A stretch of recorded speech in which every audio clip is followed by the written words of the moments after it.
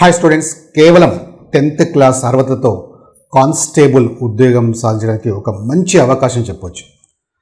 39,481 పోస్టులకు సంబంధించిన ఒక భారీ నోటిఫికేషన్ మనకి ఎస్ఎస్సి జీడీ అంటే స్టాఫ్ సెలక్షన్ కమిషన్ కానిస్టేబుల్ సంబంధించిన నోటిఫికేషన్ ఇచ్చారు. దీనికి సంబంధించి మీకు డీటెయిల్స్ డిస్కస్ చేయబోతున్నాను. మీరు మాత్రం అప్లికేషన్స్ ఈరోజే స్టార్ట్ అయ్యాయి, కానీ ఇమ్మీడియట్లీ అప్లై చేయకండి. ఒక 4-5 డేస్ తర్వాత అప్లై చేయండి. ఎందుకు 4-5 డేస్ తర్వాత అంటే మీకు ఇందులో తెలుసుకోవాల్సిన చాలా విషయాలు ఉంటాయి. మీరు ఇమ్మీడియట్లీ అప్లై చేయడం వల్ల మిస్టేక్ చేయడానికి అవకాశం ఉంటుంది అప్లికేషన్స్లో. ఎందుకంటే మనకి ఈ కానిస్టేబుల్ సంబంధించినవి డిఫరెంట్ టైప్స్ ఆఫ్ పోస్టులు ఉంటాయి. వాటికి సంబంధించిన ఆర్డర్ ఆఫ్ ప్రిఫరెన్స్ ఇవ్వాల్సి ఉంటుంది. ఏ పోస్టు మనకు ఫస్ట్ ప్రిఫరెన్స్ ఇవ్వాలి, దేనికి సెకండ్ ప్రిఫరెన్స్ ఇవ్వాలి ఫస్ట్ మీకు క్లారిటీ ఉండాలి. ఇవన్నీ మీకు దీని మీద కంప్లీట్గా మీకు క్లారిటీ వచ్చిన తర్వాతనే 1-2 సార్లు చూసుకున్న తర్వాతనే అప్పుడు అప్లికేషన్ స్టార్ట్ చేయండి. అడగడం ఏం లేదు, ఒక 4-5 డేస్ తర్వాతనే మీరు స్టార్ట్ చేయొచ్చు. ఫస్ట్ మనకి ఈ డీటెయిల్స్ తీసుకుంటే ఇందులో అప్లికేషన్స్ అనేవి ఈరోజే స్టార్ట్ అవుతున్నాయి. మనకి 5th ఈరోజు స్టార్ట్ అయినాయి. నెక్స్ట్ మంత్ మనకి 14th వరకు ఉంటుంది లాస్ట్ డేట్. అప్లై చేసుకోవడానికి 14th వరకు లాస్ట్ డేట్ ఉంటుంది.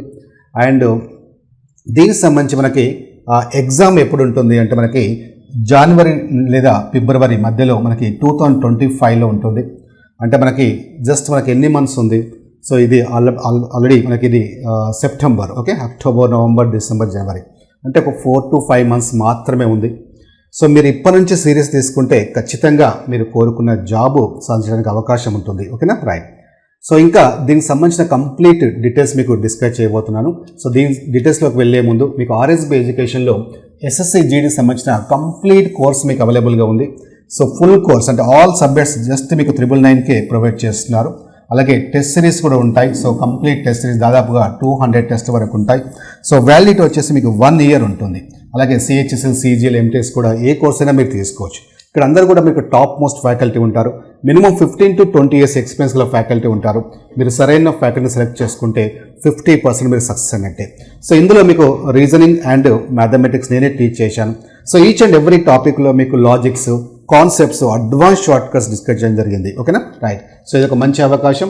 మీకు ఈ కోర్స్ కావాలనుకునే వాళ్ళు ఆర్ఎస్బి ఎడ్యుకేషన్ యాప్ డౌన్లోడ్ చేసుకోండి. ప్లే స్టోర్ నుంచి మీకు కావాల్సిన కోర్సెస్ మీరు తీసుకోవచ్చు. ఓకేనా, రైట్. నా ఇక డీటెయిల్స్లోకి వెళ్తే మనకి ఇందులో మనము ఇంతకుముందు డిస్కస్ చేసినట్టు 39,481 పోస్టులు ఉన్నాయి టోటల్గా.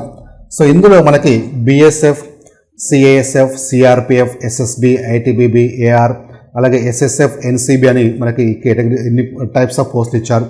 అయితే ఇంతకుముందు చెప్పినట్టు మనకి దీని మీద మంచి క్లారిటీ రావాలి. మీకు క్లారిటీ వస్తేనే ఆర్డర్ ఆఫ్ ప్రిఫరెన్స్ ఇవ్వడానికి అవకాశం ఉంటుంది.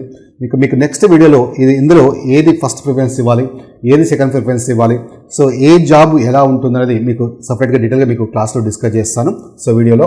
ఇందులో మనకి పోస్టులు అవి తీసుకుంటే ఇందులో బిఎస్ఎఫ్ పోస్ట్ మనకి 15,654 పోస్టులు ఇచ్చారు, హైయెస్ట్ పోస్టులు.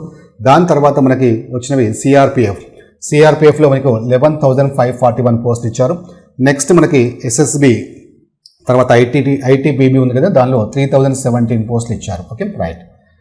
దీనికి సంబంధించి నెక్స్ట్ మనకి ఏజ్ తీసుకుంటే మనకి మినిమం మనకి 18 years ఉండాలి, మ్యాక్సిమం 23 years ఉండాలి.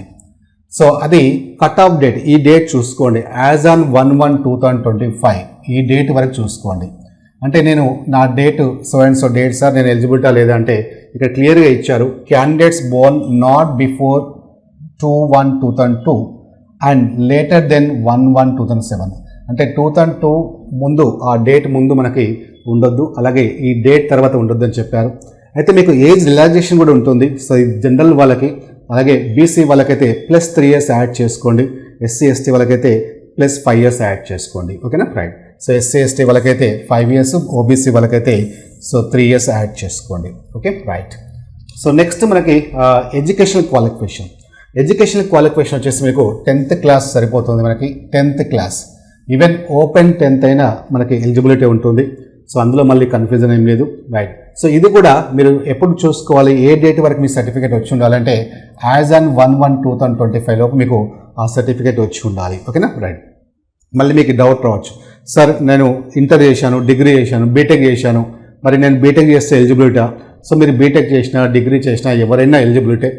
మినిమం 10th క్లాస్ అంటే మ్యాక్సిమం ఏదైనా ఉండొచ్చు మీ క్వాలిఫికేషన్. ఓకే, దీనిలో కూడా ఎలాంటి కన్ఫ్యూజన్ ఉండాల్సిన అవసరం లేదు. Okay, right.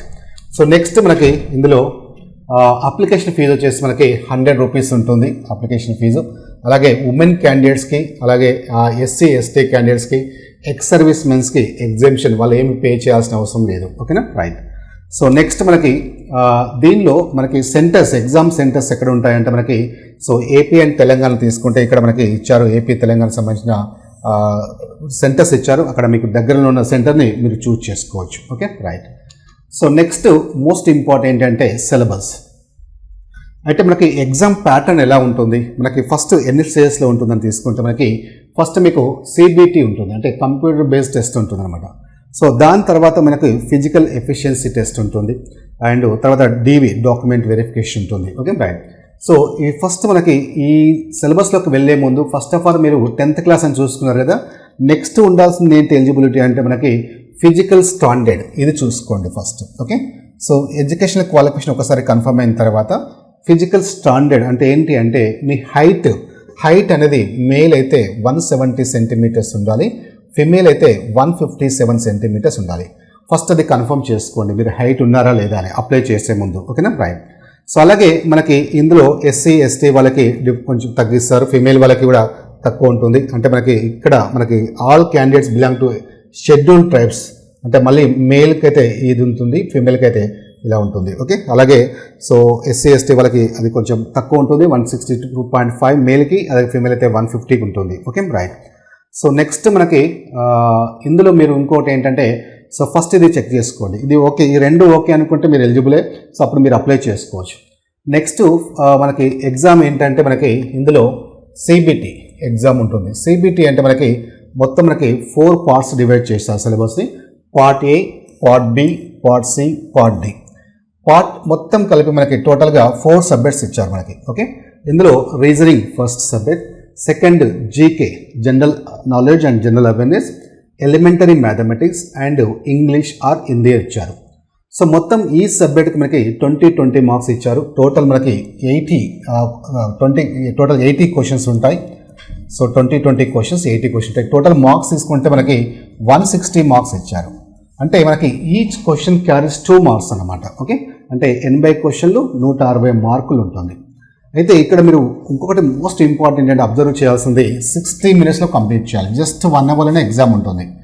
1 అవర్లోనే నీ జీవితం అంటే నీ తలరాతని మారుస్తుంది. అంటే 60 మినిట్స్లోనే మొత్తం కంప్లీట్ చేయాల్సి ఉంటుంది. సో 60 మినిట్స్లో కంప్లీట్ చేయాలంటే ఇక్కడ 80 క్వశ్చన్స్ ఉన్నవేమో 80 క్వశ్చన్స్, టైం ఏమో 60 మినిట్స్. అంటే ఒక క్వశ్చన్ అటెంప్ట్ చేయడానికి 1 నిమిషం కూడా లేదనే విషయాన్ని మైండ్లో పెట్టుకోండి. ఓకేనా, రైట్. సో ఇక్కడ మనకి ఇందులో మిమ్మల్ని డిసైడ్ చేసేది ఏంటంటే మనకి మోస్ట్ అంటే ఇందులో మీరు ఎక్కువగా మనం స్కోర్ చేయాల్సిన సబ్జెక్ట్స్ ఏంటంటే రీజనింగ్లో ఎక్కువ స్కోర్ చేయొచ్చు, అలాగే నీకు జనరల్ నాలెడ్జ్ అండ్ జనరల్ అవేర్నెస్లో కూడా మనం కొంతవరకు స్కోర్ చేయొచ్చు. నెక్స్ట్ మ్యాథమెటిక్స్ కూడా, అంటే మ్యాథమెటిక్స్లో కూడా కొన్ని అంటే చాలా సింపుల్గానే ఇస్తారు, అంటే హై స్టాండర్డ్ ఇవ్వరు, 10th స్టాండర్డ్ కాబట్టి. సో దానికోసం కూడా మనం వరీ కావాల్సిన అవసరం లేదు. అలాగే ఇంగ్లీష్ మీద కొంచెం మీరు గ్రామర్ అండ్ రీడింగ్ కాంపిటీషన్ మీద ఫోకస్ చేస్తే ఇందులో కూడా మనం కొంచెం మార్క్స్ ఎక్కువగానే స్కోర్ చేయొచ్చు. అయితే మీరు last time cut off marks ఎంత ఉన్నాయి సార్, ఇప్పుడు కట్ ఆఫ్ మార్క్స్ ఎన్ని మార్క్స్ తెచ్చుకుంటే నాకు జాబ్ వస్తుందని ఆలోచించకండి. సో లాస్ట్ టైంకి ఎప్పటికప్పుడు పేపర్ స్టాండర్డ్ పెరుగుతుంది, అలాగే కాంపిటీషన్ కూడా పెరుగుతుంది కాబట్టి కట్ ఆఫ్ మార్క్స్ ఖచ్చితంగా పెరుగుతాయి. సో వాటి కోసం మైండ్లో తీసేయండి, ఫస్ట్ మ్యాక్సిమం మార్క్స్ స్కోర్ చేయడానికి ట్రై చేయండి. అంటే చాలామంది స్టూడెంట్స్ ఏంటంటే ఈ సబ్జెక్ట్స్ నేను వదిలేస్తాను, నాది మ్యాథ్స్ కాదు, నాకు ఇంగ్లీష్ అసలే రాదు, నేను వదిలేస్తాను. ఇలా ఎప్పుడైతే వదిలేస్తాను అనుకుంటావో జాబును కూడా వదిలేసుకోవాల్సి వస్తుంది. ఎందుకంటే ఇది గవర్నమెంట్ ఎగ్జామ్, సో ఒక సెంట్రల్ గవర్నమెంట్ ఎగ్జామ్ కాబట్టి కాంపిటీషన్ డెఫినెట్లీ ఉంటుంది. అన్ని సబ్జెక్ట్స్ మీద అంటే మీకు ఫస్ట్ ఏ సబ్జెక్ట్ అని కాదు, మ్యాక్సిమం అన్ని సబ్జెక్ట్స్ మీద ఎక్కువగా ఫోకస్ చేస్తూ మ్యాక్సిమం మార్క్స్ స్కోర్ చేయడానికి ట్రై చేయండి. దీనికి సంబంధించి కూడా మీకు సపరేట్ వీడియో డిస్కస్ చేస్తాను, అంటే ఎలా ప్రిపేర్ కావాలి, మనం ఎలా ప్రిపేర్ అయితే మ్యాక్సిమం మార్క్స్ స్కోర్ చేయొచ్చు అనేది మీకు కూడా త్వరలోనే సపరేట్గా వీడియో డిస్కస్ చేస్తాను. ఓకేనా, రైట్. సో దీనికి సంబంధించి నెక్స్ట్ మనకి సిలబస్ అంతా క్లియర్గా ఇచ్చారు. అంటే రీజనింగ్లో ఏముంటుంది, జనరల్ అవేర్నెస్లో ఉంటుంది, ఎలిమెంటరీ మ్యాథమెటిక్స్లో ఏముంటుంది. మీకు ఒకవేళ డీటెయిల్స్ కావాలనుకుంటే, నోటిఫికేషన్ డీటెయిల్స్ కావాలనుకుంటే అఫీషియల్ వెబ్సైట్ ఉంటుంది ssc.government.in అని. సో అఫీషియల్ వెబ్సైట్లో మీకు క్లియర్గా ఉంటుంది. ఒకసారి 1-2 సార్లు ఆ నోటిఫికేషన్ మీరు కూడా చూడండి. ఓకేనా, ఏమైనా డౌట్స్ ఉంటే ఇంకా రైట్ నా. నెక్స్ట్ మనకి ఇందులో క్వాలిఫై మార్క్స్ వచ్చేసి మనకి అన్రిజర్వ్డ్ వాళ్ళకి 30% మార్క్స్ క్వాలిఫై, అలాగే ఓబీసీ వాళ్ళకి ఎకనామికలీ వీకర్ సెక్షన్స్కి, ఈడబ్ల్యూఎస్ వాళ్ళకి 25%, ఇంకా ఆల్ అదర్ కేటగిరీస్కి అంటే ఎస్సీ ఎస్టీ అదర్ కేటగిరీస్కి 20% క్వాలిఫైయింగ్ మార్క్స్. Okay right. అంటే మళ్ళీ మీరు ఇక్కడ చాలామంది స్టూడెంట్స్ ఏంటంటే కన్ఫ్యూజన్ ఏంటంటే 30% వస్తే నాకు జాబ్ వస్తుందని. 30% వస్తే జాబ్ వచ్చినట్టు కాదు, క్వాలిఫైయింగ్ అని ఇస్తారు. కాంపిటేటివ్ ఎగ్జామ్లో క్వాలిఫైయింగ్ మార్క్స్ అనేది కన్సిడర్ చేయరు.